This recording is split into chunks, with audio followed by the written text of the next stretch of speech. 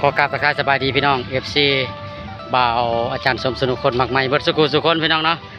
มาพบกันมื้อวันสุดท้ายของวันสงกรานต์หลังจากผ่านไปแล้วพี่น้องเนาะวันนี้สิพาพี่น้องมาเบิ่งบรรยากาศอยู่ที่วัดบ้านโพนม่วงเพื่อนได้มีการตบพระธาตุทรายพี่น้องเนาะอากาศร้อนพี่น้องเนาะนี่เป็นบรรยากาศโดยรวมสำหรับการตบพระธาตุทรายอยู่ที่วัดบ้านโพนม่วงว้ายเดี๋ยวไปได้ดิอโดม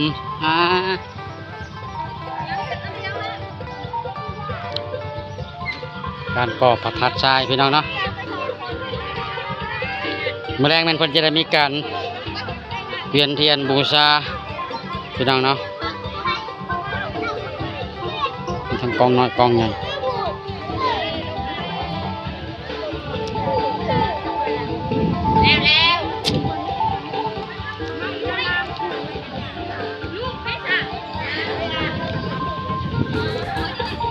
น้ำหงแล้วฮะฮดบ่ฮดบ่พอจะมาฮด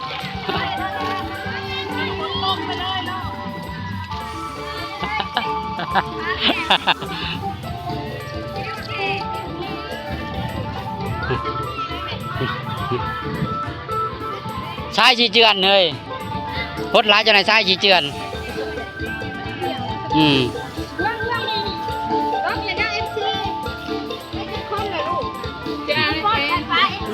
กี่ยวแล้วพวกใครแล้วไงฮักกะบาเตเวียกมิตรผู้เฒ่าเนาะผู้สาวจักไปใส่หมดนี่กับผู้สาวเลยแต่ปกติมันเนาะผู้สาวผู้บ่าวมาตัวประชายฮะเนาะเหมือนว่านี่ไม่ใช่ผู้หญิงเนาะตายโลดผู้ชายนี่ตายโลดบัดนี้บัดนาเขาสิบ่ญาติกันเนาะญาติกันพุ่นแล้วพุ่นละ2ละ3พุ่นแล้วเป็นมื้อหน้ามื้อในนี่มันบ่มีผู้ชายเด้เฉพาะเขาจักญาติกันยังว่าเดี๋ยวเนาะผู้สาวก็มีคือเราบ่มีผู้สาวแต่ว่านี่เนาะสาวชุดเลขก็ได้แล้วนี่รุ่นเก่าวะก็เดียวผู้ใดอันนี้นี่สาวรุ่นเก่าเจ๊พรหมลีพนักงานอาวุโสมาแต่12 โมงนั่นแหละจ้ะว่าผู้ชายงามผู้ชายมันมีไหนก็นั่นแหละจ้ะวันนี้มาเท่านี้เนาะอึดขนาดมันจะเป็นเมืองละเมืองยังเกินนะเมืองรับแลเนาะมีแต่ผู้ชายยิ่งเนาะจะแนวนั้นแหละเมื่อหน้าเมื่อในนี่ผู้ชายมันบ่เป็นตาสแตกคนละที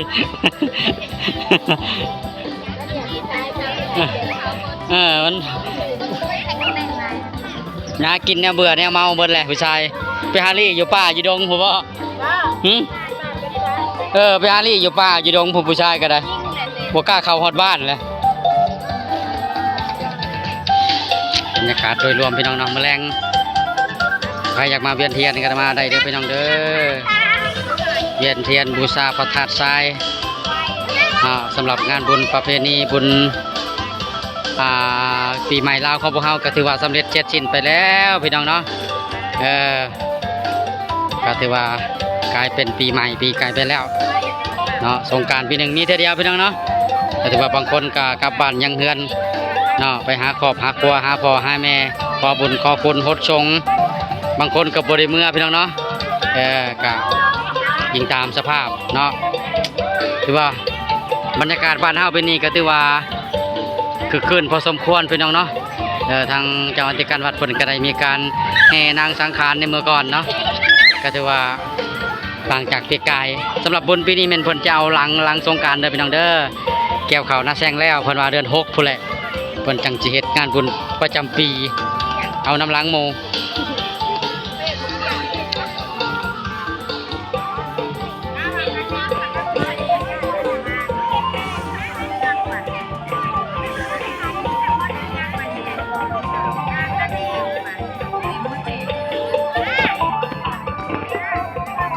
ของแม่มันพี่น้องเนาะการก็จะเป็นบรรดาลูกๆบริวารทั้งหลาย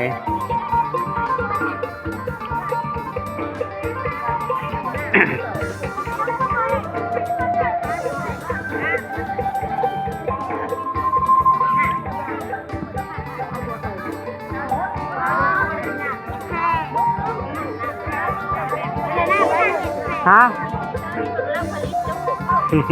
เพิ่นจะเพิ่น เอาโลดเลยอยากได้จักคนก็เอาโลด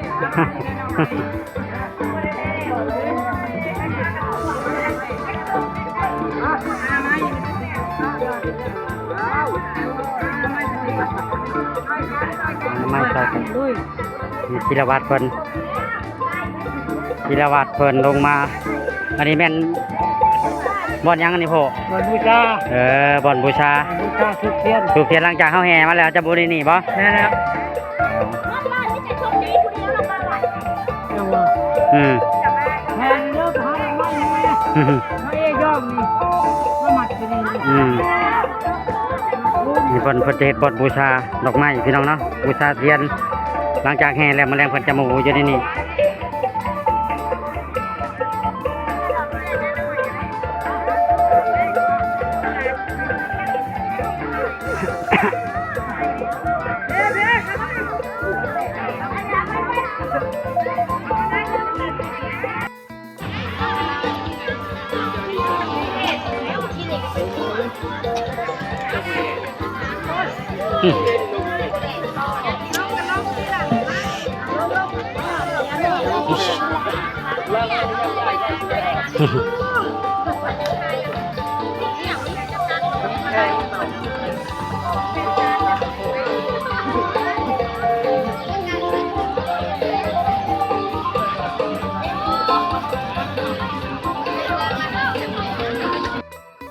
ปีนี้บูชาเฮ็ดชาเนาะ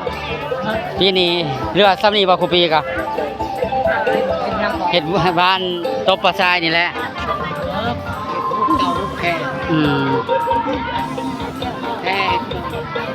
สักการบูชาดอกไม้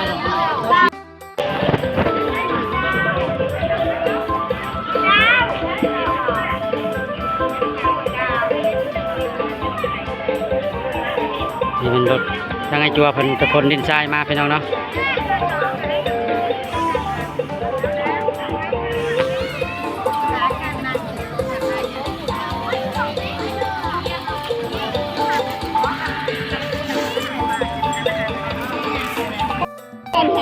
จักคือแตกเบ่เลย แต่ดู หึ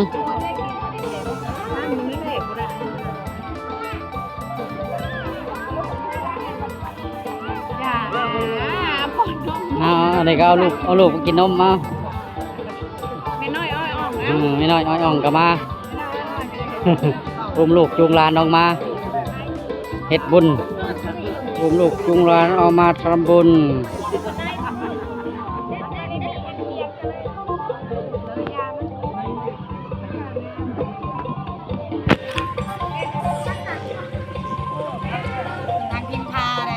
นั่งพิมพ์ไป ไม่ใหญ่เลิศสมพรมาได้สีเด้อ เอาเฮ็ดเอา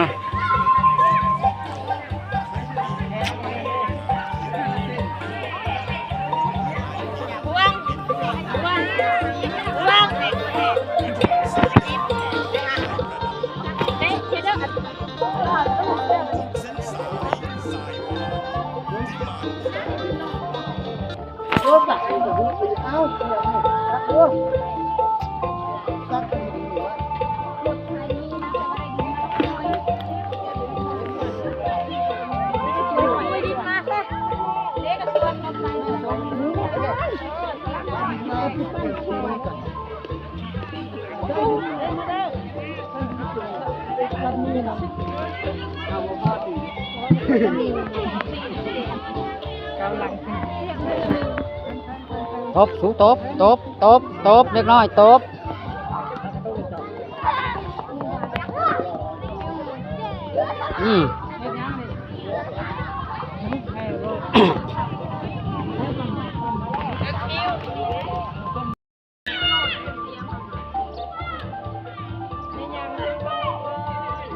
จัดไป แม่ลองหมดไหน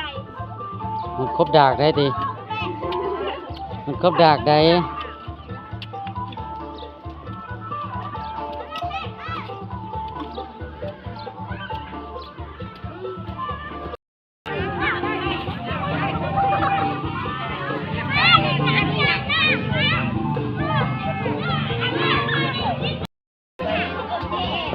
ทบแข่ให้เด้อมันเยอะคือแข่เด้อมันคือขี้เกียจได้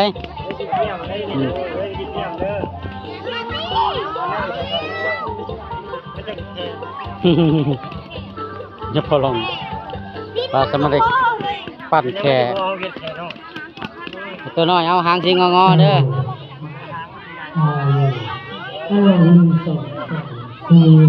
ฮัลโหลขอพระเจ้าพอดีเป็นอยู่ในลานเนาะเอาดอกไม้ย่อเดินบูชาหรือว่าคนหาดอกไม้ดอกคูณ อาเห็ดในแม่จุ๊บเดียวได้เลย ดอกคูณดอกอีพีลงมาย่อบอนบูชาผ้าทรายบอนสิไว้ผ้าทรายแมลงลงมาหมัดใส่แผ่ลูกแผ่ล้านไปหาดอกไม้เด้อให้พึ่งแว้ทั้งแถวบ้านพุ่นเลยแถวสายทางพุ่นดอกคูณเด้อดอกคูณกา นี่คือสิเป็นหูบเต่าหาเก็นแตะห้องมัน อย่าเอาขักแล้วเดี๋ยวจะเบิ่งในนี่นะ หูบเต่าคือแล้วใกล้แล้วมีหูบเต่าหูบแข่นี่คือสิเป็นหูบเต่าพี่น้อง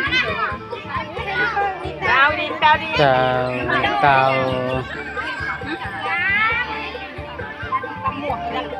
เอาลูกกระคักเอาลูกกระคัก มันนำถุงในตัวเอง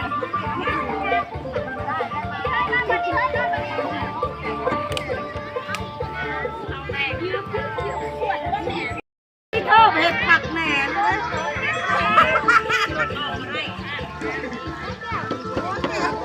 แค่นี่ก็ใหญ่เลยเนาะ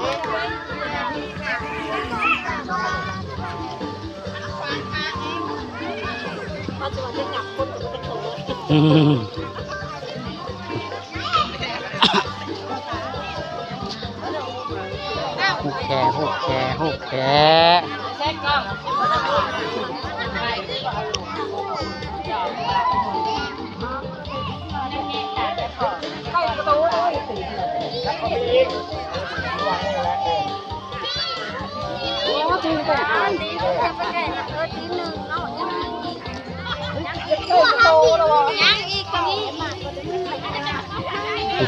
มันแค่เนี่ยพอลอง